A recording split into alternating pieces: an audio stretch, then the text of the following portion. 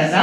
இது வரைக்கும் நீங்க ப்ளே பண்ண கேரக்டர்ஸ்ல இருந்து கொஞ்சம் வித்தியாசமா இருக்கிற மாதிரி இருக்கு. ஸோ இந்த கேரக்டரோட ஸ்கிரிப்ட் படிக்கும்போது நான் வந்து இந்த கேரக்டர் கண்டிப்பா பண்ணணும் அப்படின்னு ஒரு தருணம் வந்திருக்கும் இல்லையா? when you had that connection, அதை பத்தி சொல்லுங்க.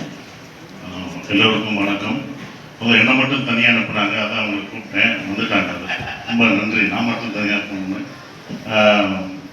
வதந்தி 2 எனக்கு வந்து மதுரையில் தான் கதையை சொன்னார்.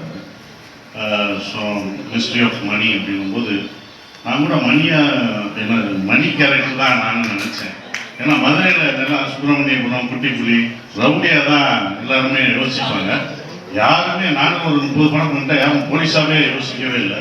அப்போ முதல் போலீஸ் கேரக்டர் நான் மணி கேரக்டரா இல்லை போலீஸா அப்படி இல்லை சார், நீங்கள் தான் அந்த போலீஸ் அப்படின்னு நல்லா யோசிச்சு சொல்லுப்பா. நான் என்ன ரவுடியாக மதுரையில் எடுத்தாலே நம்ம ரவுடியாக தான் காமிப்பாங்க.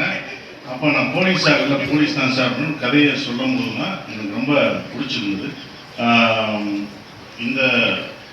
இது அவ்வளோ அழகாக வர்றதுக்காகவும் ஆண்டில் தான் வந்து இவ்வளோ இம்ப்ளிமெண்ட் பண்ணி டே அண்ட் நைட் ஒர்க் பண்ணி அந்த கேரக்டர் எப்படி இருக்கணும், என்னவா இருக்கணும், ஏன்னா ரொம்ப சிம்பிளாக பண்ணணும்.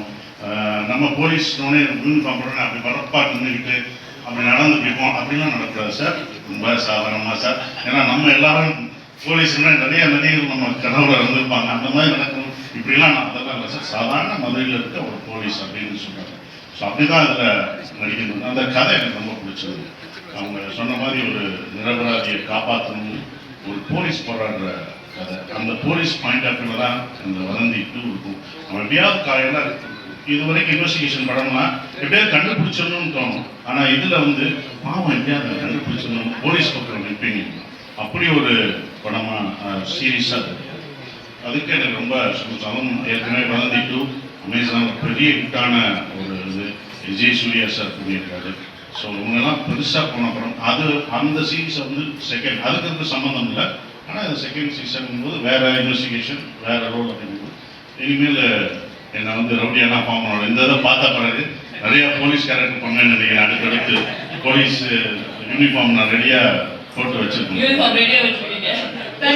ஒரே ஒரு கிளாரிஃபிகேஷன், காலேஜ் ஃப்ரெண்ட்ஸோட நான் சொல்றேன். அதாவது எங்க ப்ரொடியூசர் மேல எனக்கு ஒரு சின்ன நான் பின்னாடி இருந்து கோவப்பட்டேன். சொல்லிட்டார், சுப்பிரமணியன் காலேஜ் போகையில அவங்க பார்த்தேன்னு சொன்னாங்க. அது உண்மையா? ஏன்னா இவங்க நடிச்ச படம் அந்த ஆட்டோ படம் ஓரம்போக்கு அப்புறம் தான் சுப்பிரமணியன்